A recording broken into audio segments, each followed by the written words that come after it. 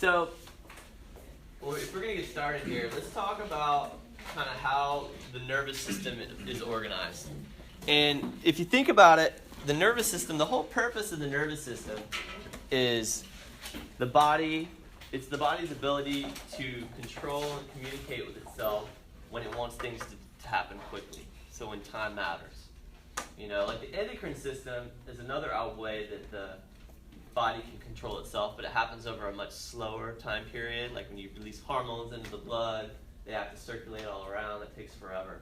The nervous system happens a lot quicker. The nervous system is divided up into two basic divisions.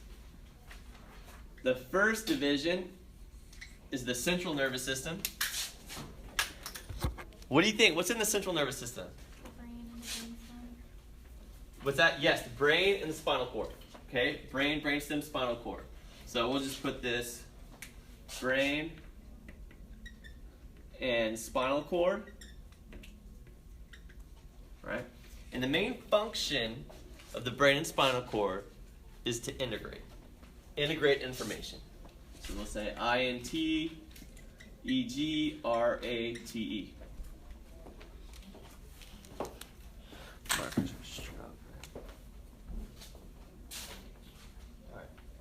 And when we think about, like, what does integrate mean? Bring together. Yeah, like bring together, to add things up. So it takes information that's sent to it, and it makes sense of it. It processes it, all right? That's the main function of it. There's another division of the nervous system, and it's basically everything left over from the brain and spinal cord. What are we left with if we take away the brain and spinal cord? Nerves. All the other nerves in your body, okay? That's called the peripheral nervous system, PNS.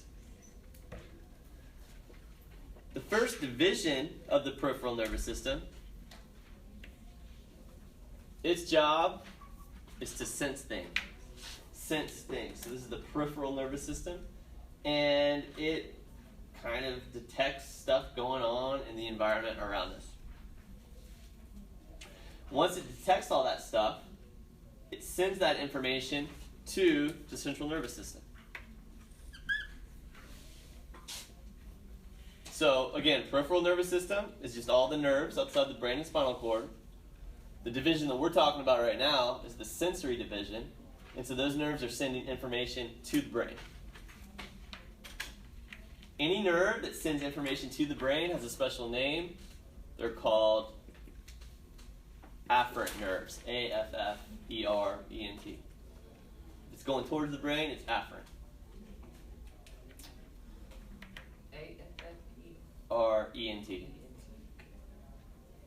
Now, with this system, these afferent nerves, they're detecting things that are going on in our environment, right? Like changes in our environment, whether it be like a change in temperature, a change in light. In order to detect all this stuff going on around us, we need special cells that sense those stimuli. All right, this is good. So if we take this word stimulus, STIMULUS, how would you define that? What's the definition of a stimulus? Yeah, it's like something that causes something, okay? In the context of the nervous system, a stimulus is anything in the external environment that causes a change in the nervous system. And that change typically is in the form of an electrical signal.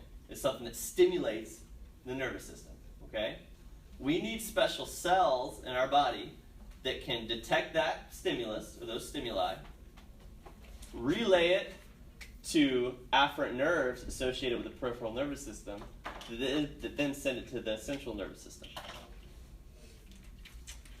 One type of receptor, and so receptors are these special cells that detect these stimuli. One type of receptor, we'll just go over them now. They're called a photoreceptor. Where do we find a photoreceptor? In your eye, yeah, you're in your retina. And they detect light. And that light gets converted into an electrical impulse, and then it gets sent in what type of nerve? Afferent nerve. And where does that nerve go to? The brain. Okay. What's another type of receptor we have? What other types of things can we do? Taste, which is, what are we detecting? Not light, but chemicals.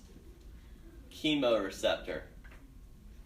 Chemoreceptors, they're going to be found in our nasal epithelium, okay? And in our taste buds. They're just like little receptors that respond to certain chemicals. Like our taste buds that taste salty things. What chemical do you think they detect? Sodium, right? Yeah. And then when they detect sodium, it causes an electrical impulse, goes into an afferent nerve, goes to the brain. We also have mechanoreceptors. What do you think they detect? Pressure, okay? So force, any type of force. Where do we detect pressure? Yes, it gives us our sense of touch. Mechanoreceptors are displaced when, you push on them, and that allows us to feel pressure, vibration, impact. We also have mechanoreceptors in our ear, which we'll talk about, and that allows us to sense sound. But that's a lecture for another day. We've got thermoreceptors. What do they detect? Temperature, right? Okay, good.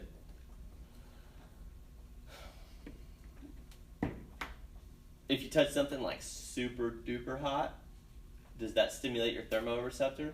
Yes. It actually doesn't. It's a trick question. So the key there is a trick. Is your thermoreceptors, they actually have a pretty small range of temperatures. They can sense things that are pretty cold, like maybe around freezing, to like pretty warm. I don't know if I would put a number on it, but like definitely less than boiling water, Maybe like 150 degrees Fahrenheit would be our maximum. Anything above that, and our thermoreceptors, they don't know what to do with it. It stimulates another type of receptor called a nociceptor. What do you think that stimulates? Or that? Pain, okay? So those are pain receptors. All right, those are special receptors in our skin, NOCIC, EPTOR, that allow us to feel pain.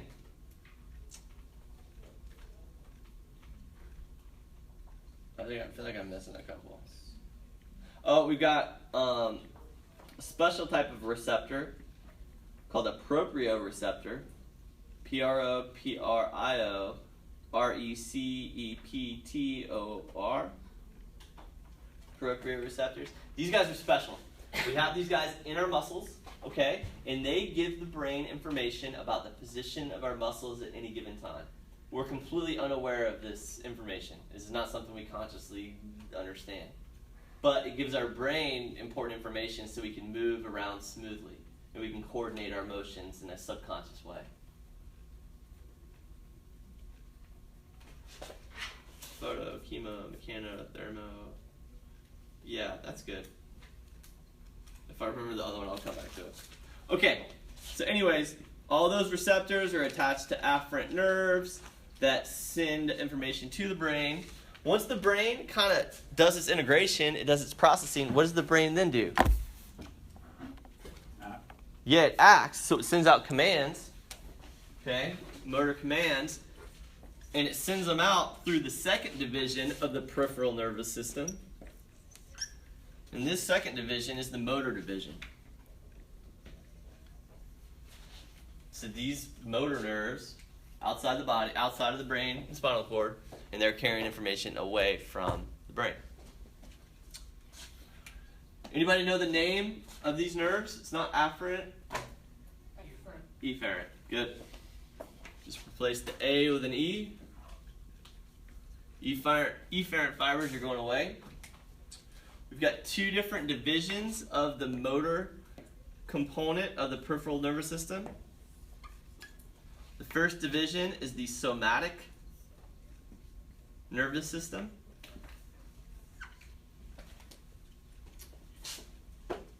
The somatic nervous system carries impulses away from the brain or towards the brain?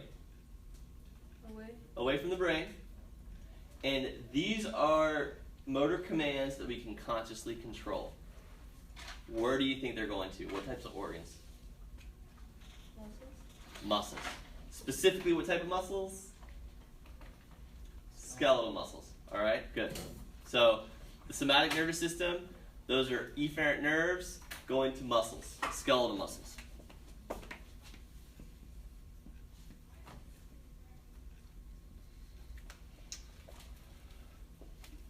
The other division is called the autonomic nervous system. These are efferent motor commands that we cannot consciously control. Where do you think they go to? Perfect. Yes, they're going to the heart, which is composed of what type of muscle? Cardiac muscle. Digestive system, which is composed of smooth, all right, and then glands, okay? Some skeletal muscles, don't really worry about that. So we're talking about cardiac, smooth, muscles, and then some glands, all right? So somatic we can control, autonomic we can't, right? That's right. That's right. There's two different divisions of the autonomic nervous system. First division is active when we're really stressed out. Okay, most active when we're really stressed out. Super stressed out, you're running for your life from a bear, or you're in a fight, or whatever it may be. Stressed out in class. Yep, this is called the sympathetic nervous system. Sympathetic, and we'll label that as fight or flight.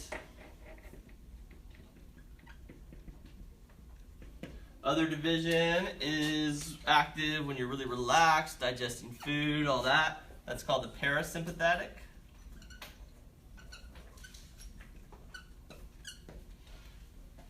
And we'll just call that rest and relax.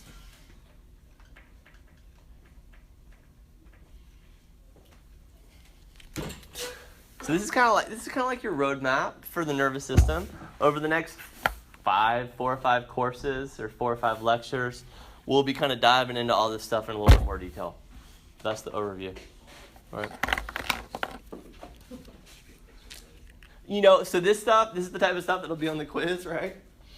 I mean, it'll be like, this nervous system carries commands from the brain towards the skeletal muscles. And you'd be like, oh, that's the somatic nervous system, part of the peripheral nervous system. These types of nerves carry information towards the brain. And you'll think, oh, those are afferent nerves. Afferent away, afferent yeah, toward. that's right. Afferent toward. All right. Now we get to get into some pretty good stuff here. Let's zoom in, and let's talk about the smallest cell that kind of does the work of the nervous system, okay? Anybody know the name of the cell that actually carries electrical signals? Neuron. Perfect. Our good old neuron. N-E-U-R-O-N. It kind of looks like this. All right? It's a cell. So you're going to have a cell body, or a nucleus, excuse me. Around that nucleus, you have the cell body.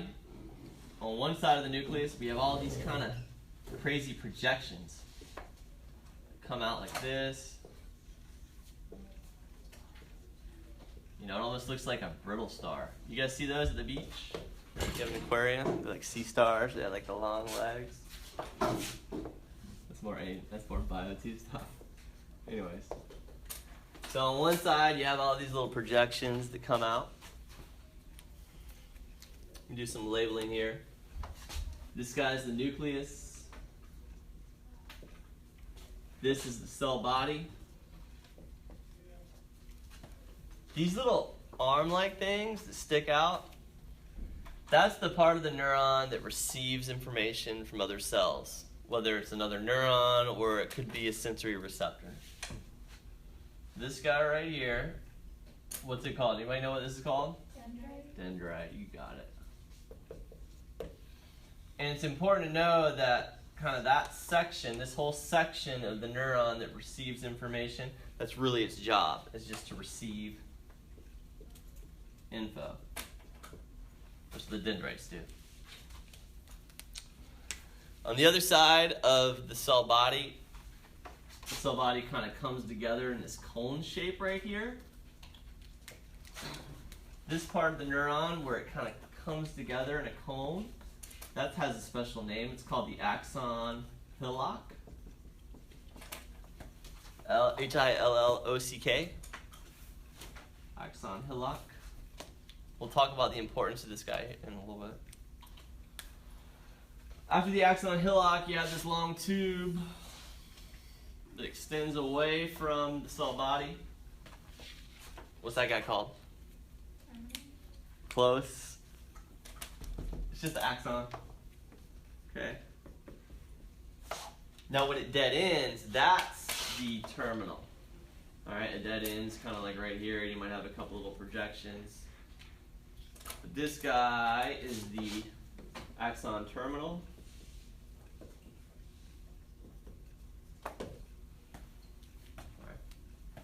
And that axon terminal, he'll kind of butt up against either another neuron, like the dendrites of another neuron, or he might come up and connect to a muscle. Remember in the muscle lecture, we had a nerve that'll just kind of innervate with a muscle, and that forms the neuromuscular junction. So this could be like another dendrite. I'll just draw another dendrite. It could be like the start of another dendrite over here. That's another dendrite. And that space between the terminal and the dendrite, what's that called? Synapse is another word for it. A couple of different words for it, right? We'll call it synapse, right? That's the synapse. Good. I didn't really draw that well. A little gap there. Okay. If the dendrites receive information, the axons, they're really responsible for transmitting information.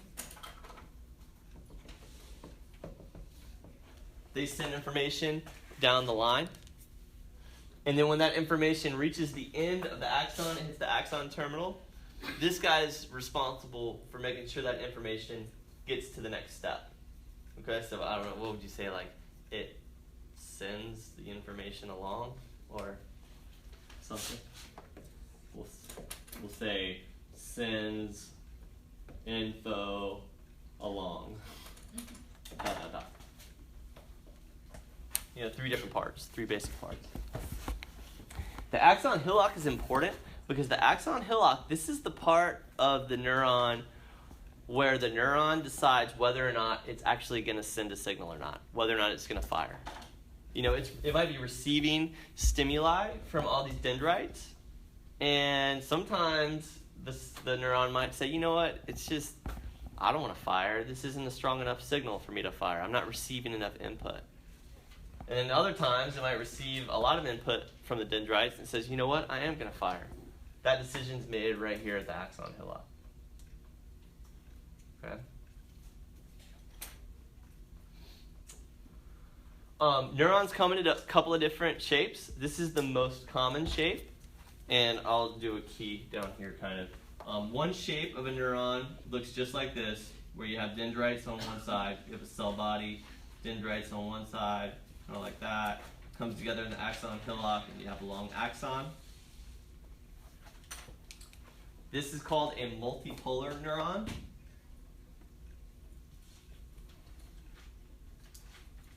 Multipolar neuron. One key difference between axons and dendrites is that who do you think's longer?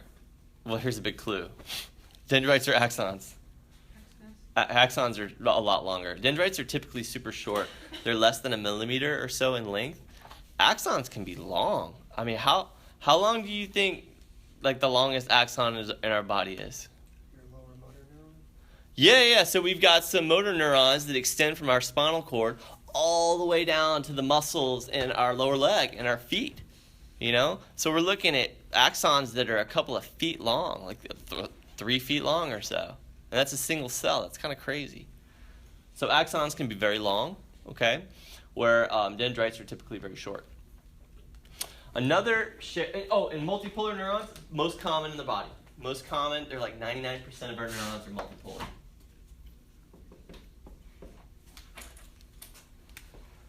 Another type of neuron that we have is called a bipolar neuron. It looks kind of weird. We'll have a cell body right in the middle, and it's attached to two different kind of long extensions. So it's like a cell body in the middle of a tube. That tube receives information. It's kind of like one long dendrite. And then the axon's over here, and it sends the information along.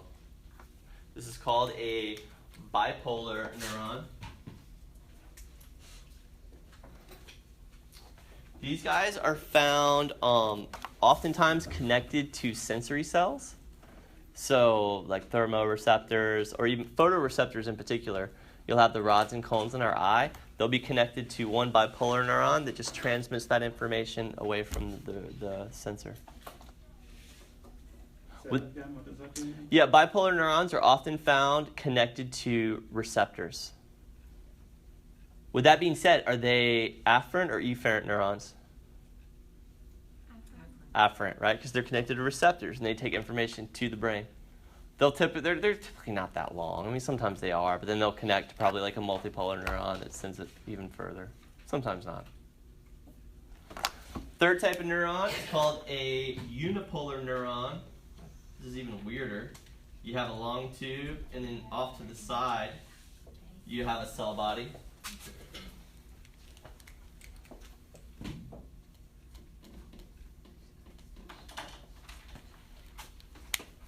These guys are even rare. They're actually only found in one place, and we're not going to worry about the specifics of those. Just think of these as afferent neurons that carry information to the brain, where the cell bodies lie very close to the spinal cord. So for right now, just think of these as rare afferent neurons where the cell bodies are right next to the spinal cord. When we talk about the spinal cord, we'll get into more detail. Where would the bipolar ones be found? Bipolar ones are found connected to sensory receptors, such as like mechanoreceptors or photoreceptors. Chemoreceptors too, I believe.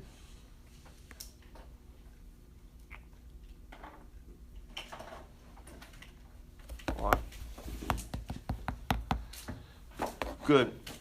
So are bipolar always afferent or mostly afferent? Mostly afferent. I'm sure there is like one exception or two, but like for the most part, they are 99% afferent. Right? Yes, sir. We'll have more of those. Could you repeat the unipolar? Yeah, unipolar neurons, very rare. Okay, and we'll get into more detail about exactly where they are. Just think of them for right now as they're afferent neurons. Okay, that lie very close to the spinal cord. So they are afferent neurons that are taking information to the spinal cord.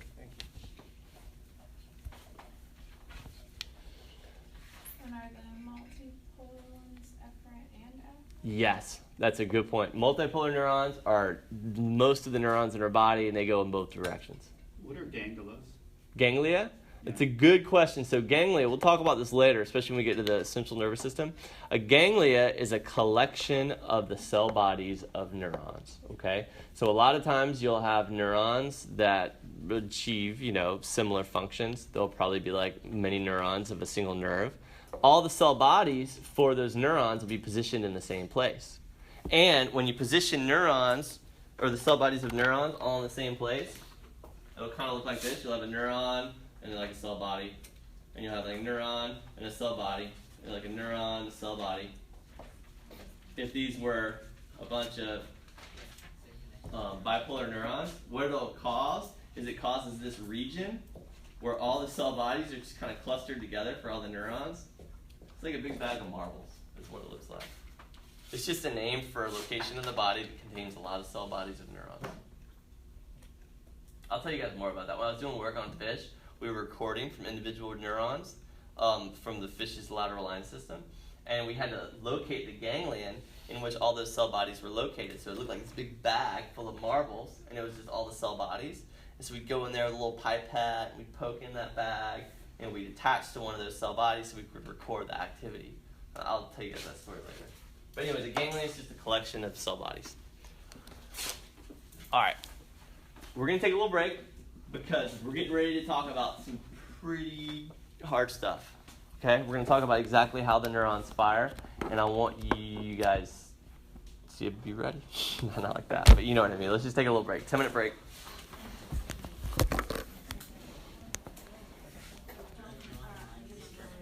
Okay, guys. Now we're going to talk about exactly how this axon is able to kind of fire its signal. First off, how fast do you think that signal, that electrical signal, goes down the axon? Super. Like super fast, right? Do you think it's like light speed? I think it's like as fast as, you know, like your HDMI cable going into your TV? Sure. Yes. Yeah. Well, it's slower than that, right? Turns out it's a lot slower. Right? It's still fast, but it's a lot slower. It's about 1 to 10 meters per second. It's dial-up. Yeah, for sure. I mean, 1 meter per second, that's slow. That's like a walk, you know? And then 10 meters per second is faster, but, I mean, I don't know, the conversion to miles per hour, but it's not that fast. I think it's like 20 miles an hour or something. You know, it's pretty slow speed, okay? Another important thing is that neurons, really they're one-way streets, and signals can only go in this direction. I should have mentioned that before, but they really are like one-way streets. That would make sense because if you burn yourself, it takes a second for you to realize that you're burning yourself. Yeah, so there's a couple of things going on there, and we'll kind of talk about that as we get more into what's going on. So there's a couple of things that happen. When you burn yourself, you're stimulating those nociceptors, okay, that detect pain. There is going to be that inherent delay with how fast that signal can get to your brain. There's also going to be inherent delay with the processing that it takes for you to figure out what's going on. Now, we can speed things up with a reflex. That's what we'll talk about next time. But that does matter. All right, that's a good point. Now let's talk about exactly how that neuron's able to fire. In order for an axon to fire and produce that electrical signal, a special set of conditions has to be set up in that axon. I'm going to draw a picture of an axon. This is the outside of the axon. This is the inside. Okay? And in order for this axon to even think about firing, special things have to happen. And it deals with the distribution of ions on either side of the membrane. We're going to go with, what are some colors that are easy to see? How about blue and pink? So on the inside of the membrane, in a neuron, you've got a ton of potassium ions. We'll draw potassium in blue. So you've got a ton of potassium ions on the inside of that membrane. Potassium is K positive. All right. On the outside, you've got a ton of sodium ions. We'll draw those in pink. A ton on the outside, just a few on the inside, and there's just a few potassium ions on the outside.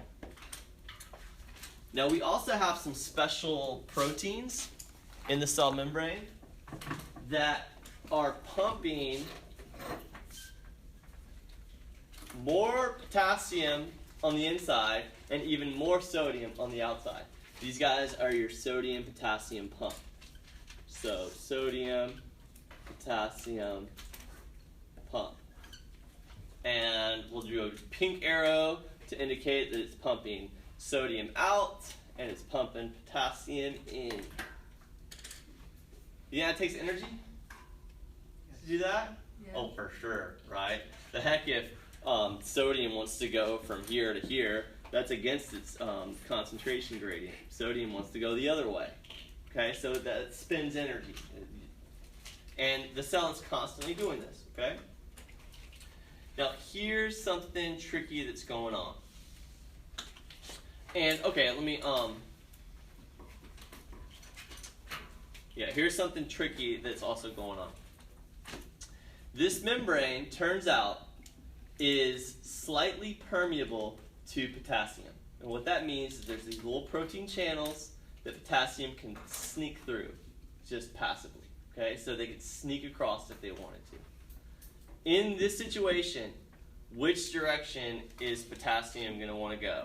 Outside or inside? Outside. Yeah, it's going to want to go outside big time. Because diffusion, you go from high concentration to low concentration, things want to spread out, potassium's going to want to leave. And because this membrane is slightly permeable to potassium, potassium can leave. So we're going to do like a dotted arrow of the potassium ions kind of leaking out. The pump's still going, but they're leaking out. Now I'm going to draw a plot of voltage or charge. This voltage is just a synonym for charge. So voltage, charge over time. And we'll say that this is 0. Like a 0 voltage just means that there's no difference in charge on either side of the membrane. That means that everything's balanced. Okay? And let's say that before potassium started to leak out, the voltage was 0. Okay? So we'll start at a 0 voltage. And this is the voltage inside the neuron. Voltage charge of the neuron. Now, if potassium's leaking out, what's that going to do to the charge inside the neuron? Negative. Yes, negative. And think about this. What's the charge of potassium? Positive. We're losing something positive. It's just like money going out. Like, if something positive goes out of your bank account, what happens to your bank account? It goes down. It was negative, right? So, in this case, the charge, because potassium is leaking out, goes really far down, negative, all the way to like negative 90 or something. Now, the membrane is not very permeable at all to sodium, but just a few sodium molecules can leak back. So we'll say sodium can leak this way. Is it going to want to leak inside, sodium? Is that the direction in which sodium would want to go if it could? No. Yeah, right? Think about how much sodium's out here, not much in here. It's going to want to leak inside, okay? But the membrane's not that permeable, so we only have like one dotted arrow. But what that does is we have sodium, which is positive, going in. What's that going to do to the charge? Increase it. And in fact, it increases it just a little bit, and then it levels out right here at negative 70. And this negative 70 becomes established, and this is called your resting potential.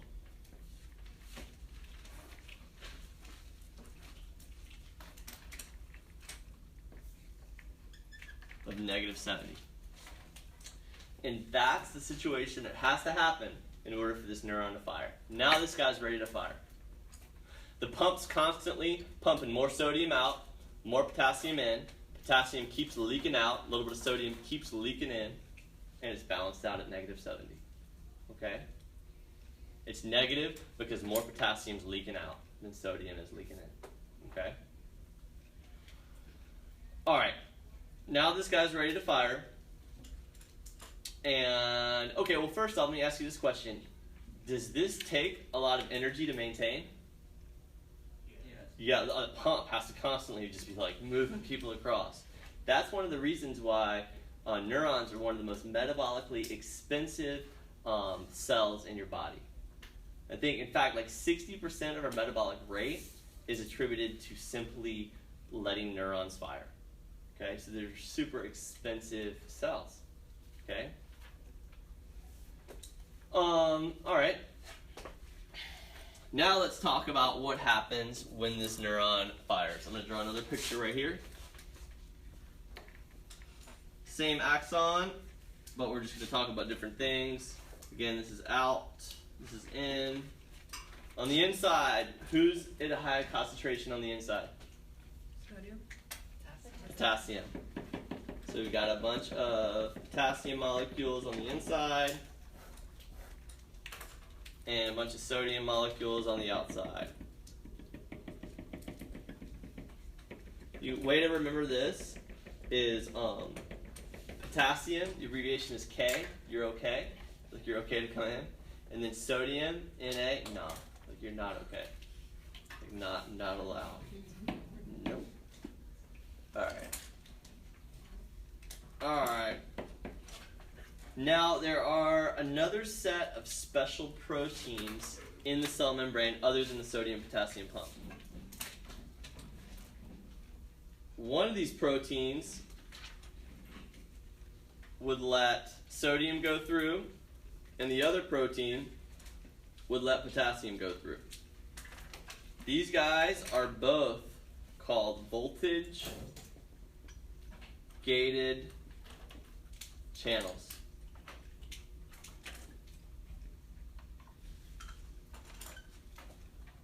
One up pink is for sodium, blue is for potassium. What do you think it means when we say voltage-gated? They use charge. The charge does what? Yeah. Changes. Changes shape. Yeah, okay, perfect. Yeah, so when the charge reaches a certain level, it causes that protein to change shape, and when it changes shape, it opens up. All right? At negative 70, at the resting potential, these guys are closed. Okay? Voltage gated. They are closed at negative 70. Now, for whatever reason, let's say that the voltage inside that neuron increases a little bit. It goes up just a little bit, and if it reaches a magical number of negative 55 millivolts, something happens. That negative 55 is a special level. That's called your threshold voltage. Alright, so negative 55, we'll just do threshold. Threshold. I think there's only one. What? Anyways. I should know that. One That's your, inch apparently.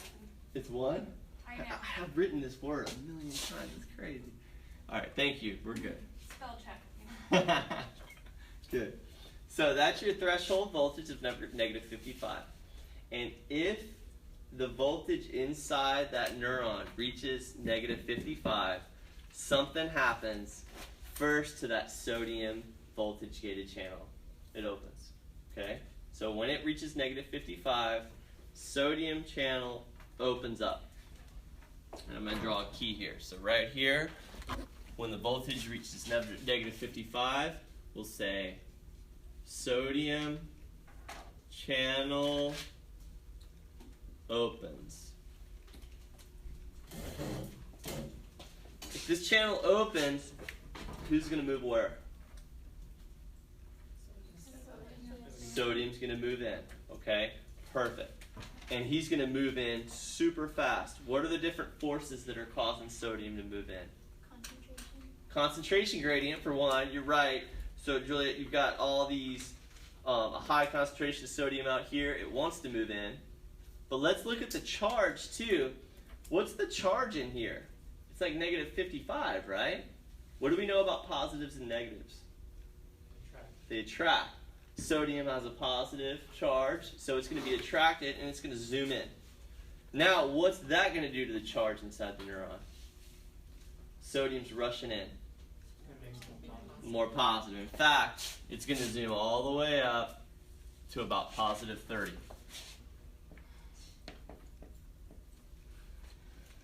Then, after these sodium channels open, they're programmed to close just a fraction of a second later. So like a millisecond later, they automatically close. When it reaches 55, they open for like a millisecond, then they close. All right? So after a brief amount of time, the sodium channel closes. Sodium channel closes right here. And at the very same moment that that sodium channel closes, the potassium channel opens. Okay, so at this very same moment, sodium channel closes. Now the potassium channel opens. So you said the sodium rushes into the channel, Yeah, into the neuron. into the neuron. That causes the charge to go way up. Okay. Then, a fraction of a second later, those doors slam shut. At the same time they slam shut, the potassium channels fly open. The original stimulus for those potassium channels opening right here, it was this threshold. It was just a little delay. It was like this automatic delay in those potassium channels. Okay? Potassium channels open. All right? Who's going to move where now? Potassium's going to move out. Perfect. And what are the forces behind there? Like potassium wants to move out because it wants to diffuse out, right? But then, whoa, what's the charge in here now? Positive 30. And what charge does potassium have? Positive charge. Two positives hate each other. Okay? So potassium wants to get out big time. And so that causes the charge to do what? We're losing something positive. Goes down, and it actually goes all the way down. Fraction of a second later, the potassium channels, they close. But some of them are kind of slow to close. They don't close all at once. So the charge actually goes even further down than negative 70, but then it rebounds, and it goes back to negative 70 because the pumps start working. So you mean it goes down to 90? Yeah, it goes down to like negative 90 or something. Okay. And then it rebounds, and now we have our resting potential again, and that neuron can fire again. Okay. And so what does that mean in there where you have the pumps? The pumps start working again. These pumps start moving everybody back to where they should be. And that reestablishes the negative 70 resting potential. Pumps start working. So let's go through it one more time. Charge goes up to negative 55. What's the first thing that happens? Sodium channel Opens. Then what does sodium do? Sodium in. So right here we go. Sodium in. Sodium channels close, and at that same time, potassium channels open. Who moves in or out? Potassium out.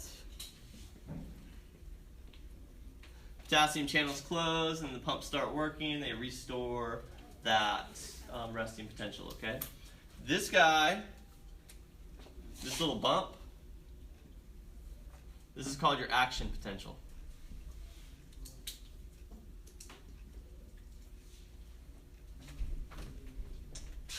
All right, and if I were to draw that action potential again, there's a couple other, bits of terminology that we need to know. When the charge goes from negative 70 to positive 30, that has a name. That's called depolarization.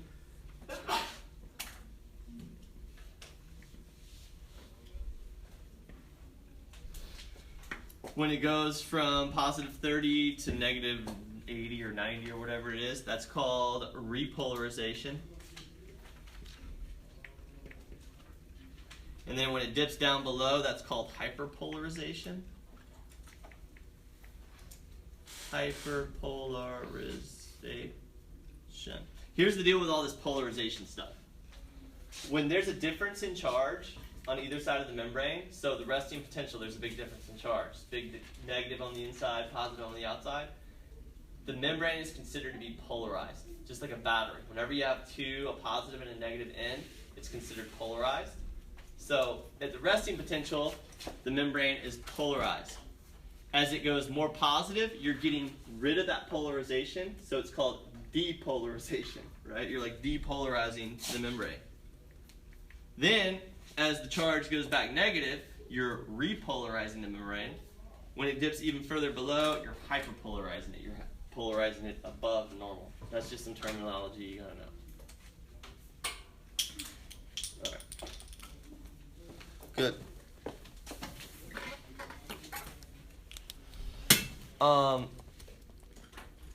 Okay. Everybody good on that? All right. Now, this action potential, turns out you can't change how big it is or how fast it goes. It's the same size, same speed all the time. But we know that nerves can sometimes encode like weak stimulus, or they can also encode a strong stimulus. Think about it, if you get tapped on the finger or something like that, like a small pinprick on the finger hurts a little bit. But if you really got slammed on the finger, you got your finger caught in a car door or something, that's a much stronger stimulus. Now, if you get your finger slammed in a car door, you're probably going to stimulate more neurons, but A single neuron can encode the strength of the stimulus. How do you think it does that? The action potential can't go faster, it can't get bigger. More of them. Okay? It's all about frequency. And that's how your neurons tell your brain the difference between a little bit of pain and then a whole lot of pain. So if it was just like the pinprick, it might be one action potential, one or two that get sent down the axon. If it was a really strong, pain signal, it would just be like tons of action potentials back to back. So that's how you modulate kind of the speed or the intensity of the pain. Now, there is one way in which we can, we haven't talked about how the action potential kind of propagates down the axon. We've just talked about the action potential occurring in one little part, but we kind of missed this idea of how it flies down the axon. This is how it works. So let's say we're in the axon, and we've already drawn the action potential that occurs right here. But we have a series of protein channels that extend down the length of the axon. Looks kind of like that. When this little section experiences the action potential, we know the voltage goes from like -70 all the way up to +30. But the rest of the axon, it's still at the resting potential. It's still negative. Do you think the part of the axon, like right next to this part that experiences the action potential, stays right at -70 the whole time? No, it's just like heat. Like if you have a space heater in the middle of a cold room, it's going to be really hot at the space heater, but it's going to be like warm right next to it, and it's going to get cooler as you step away. So this might go all the way up to +30. The voltage here, even though the action potential isn't there, is going to rise a little bit, but it's going to rise enough to get it to the threshold voltage of -55. Once it gets to 55 here, what's going to happen to these protein channels? The sodium ones will open. Yeah, they'll open, and then the potassium will open. Action potential happens here.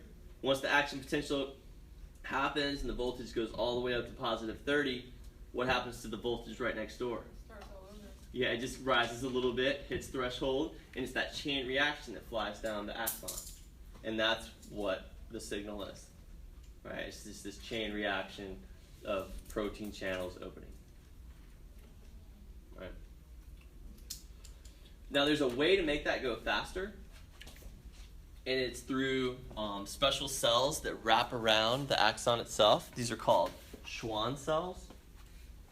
They look like this. They're individual little cells that will literally wrap around a portion of the axon, and they'll wrap around that axon many times with their cell membrane, so it almost looks like something like this. And you'll get a bunch of them in a row.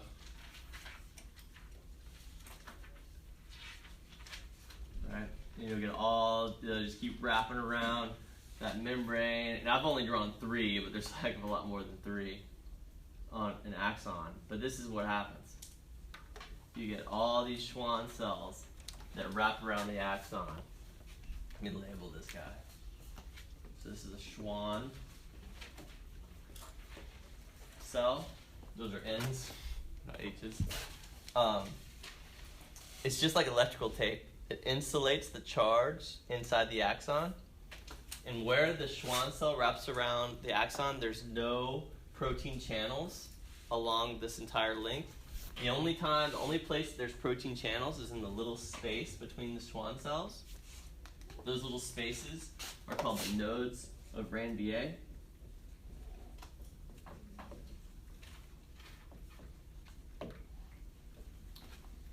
And so what this causes is the action potential doesn't smoothly progress down the length of the axon. Because there's only small spaces that have protein channels, the action potential jumps down the axon because it's insulated. If that didn't really make sense, so the action potential will be jump down. If that didn't make sense, just remember that Schwann cells make action potentials go faster. And the substance within Schwann cells that does the insulation, so all these layers of the cell of the plasma membrane, that's called myelin. M-Y-E-L-I-N. So Schwann cells contain myelin, which insulate the axon, make the action potential go faster.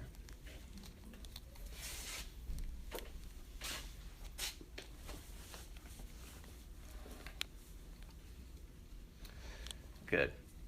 Now we're gonna talk about what happens when it gets to the end. All right, we're getting there. We're almost done. Not quite. So let's talk about what happens when the action potential hits the dead end of the axon terminal, and there's nowhere for it to go. I'm gonna draw a bigger version of the axon terminal right here. So I'm just taking this little part and zooming in. Bigger version of the axon terminal, and we'll call this other side, that's like another dendrite. So we'll say this is a dendrite from another neuron, and this is the axon terminal. What's this little space called? Synapse, good. So, and I'm going to kind of write down a sequence of events here. First step is action potential reaches axon terminal. Action potential reaches axon terminal. When it reaches the axon terminal, we have a series of special protein channels that are sensitive or that allow another charged ion to enter the cell. They open up and they let another charged ion. What ion do you think that is? It's not sodium, it's not potassium. It's calcium. All right, perfect. So number 2 is the calcium channels open, calcium comes in.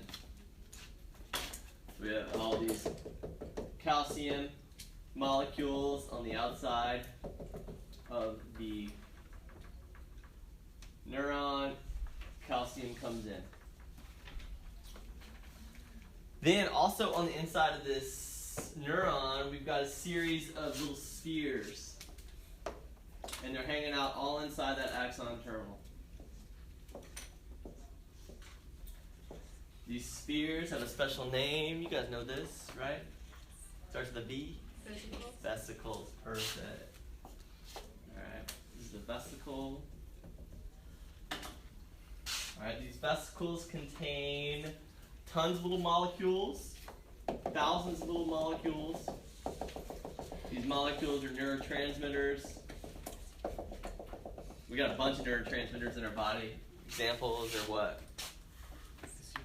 Acetylcholine, that's a good one. Acetylcholine gets sprinkled on what?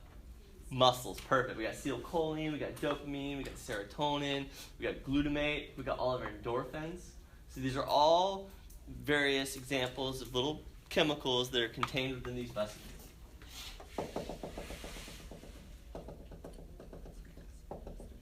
When calcium comes in, it causes something special to happen with these vesicles.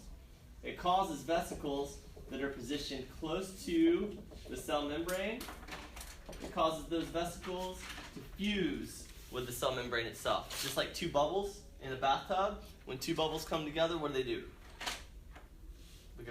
They pop together. Like two bubbles in a bathtub, they pop together. Just like in the muscle lecture.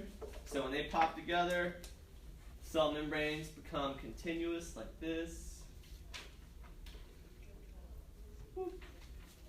And that allows those neurotransmitters to diffuse across the synapse.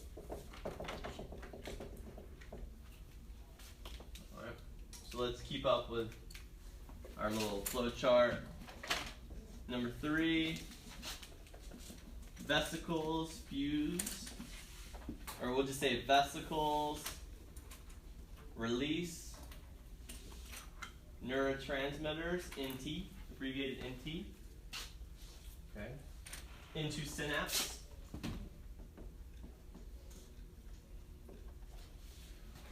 Those neurotransmitters diffuse across the synapse, and then they bind onto another set of proteins called receptor proteins. They bind onto receptor proteins. When they bind onto them, what do you think happens to those receptor proteins? Change shape. They change shape and they open up. Okay? These are called chemically gated protein channels. So they bind onto them, they open up. Alright? So, neurotransmitters bind on receptors. These receptors are in the postsynaptic cell, so they're in the other cell, right, over here. When they open up, we have charged ions, just like good old sodium, which is in pink. Sodium's in high concentration here. Sodium comes in. Potassium too. Potassium might come into mainly sodium. Mainly sodium comes in. Actually, just sodium comes in. We'll just go with that. Sodium in. So, the neurotransmitters binding to the receptors are what open them to labs? Yes. No, that's a good point. Those neurotransmitters that bind onto those receptors, and that's the stimulus that tells those receptors to open up. Once they open up, charged ions like sodium come rushing in. Now, I'm going to skip. Wish I had more room. Actually, I can just erase this stuff. Let me take a picture before I erase stuff,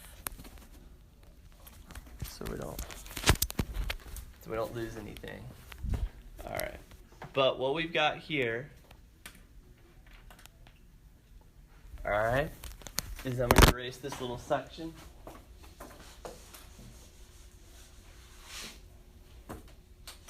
Now I'm going to draw a plot of voltage over time, and this is in the postsynaptic cell, such as the dendrite. So we're drawing the voltage right here, and this is the postsynaptic cell. What do you think the resting voltage of this guy is? It's the same as axons. Negative 70 millivolts. Negative 70. Okay, he's down here. Let's say one little action potential came down this axon and it released like 1 vesicle's worth of neurotransmitters. Just a couple of these protein channels open, just a little bit of sodium came in. What's that going to do to the membrane potential or the charge inside that postsynaptic cell? It's going to raise it, but just a little bit, okay? You're going to get a little blip like this. It's going to raise it like a little bit. Now let's say instead of one little action potential that went down this axon, it was like a bunch, bunch of action potentials.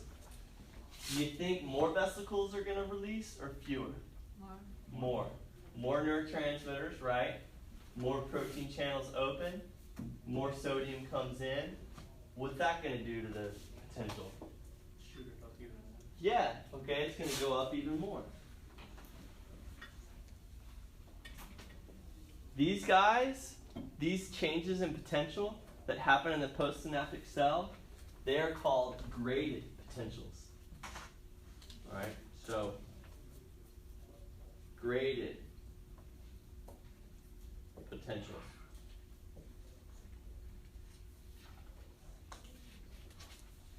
How are they different from an action potential? What do we know about action potentials? What do they not do? We can't change what? They can't get bigger. Can these guys get bigger? Yes. Yeah, that's a big difference. Graded potentials exist in dendrites typically. Action potentials exist in axons. But this is where it gets kind of cool, okay? let's imagine that this little dendrite was connected to another neuron, and he exhibited this little graded potential, and that little graded potential, I don't know, we'll draw him as like a little pink thing, you know, a little graded potential that looks like that, traveled towards the cell body. Do you think that that alone is going to cause the Axon Hillock to initiate an action potential? Well, what if you got like a really big, let's say this guy got like a really big graded potential. Could that be enough? Yeah, maybe, you know? You can also play games with the different dendrites. This is a process called summation, S-U-M-M-A-T-I-O-N. Let's say this guy got a signal that looks like that, that guy got a signal that looks like that, and then this guy got another big signal. And they all happened at the same time. When this cell receives all those signals at the same time, is that going to increase its likelihood of firing? Yes. That's called spatial summation. Another example could be, let's say only one of the dendrites receives a signal, a graded potential, but it's like a bunch of graded potentials that are pretty strong in sequence. Do you think that would increase the likelihood that he fires? Yeah, that's called temporal summation. So temporal and spatial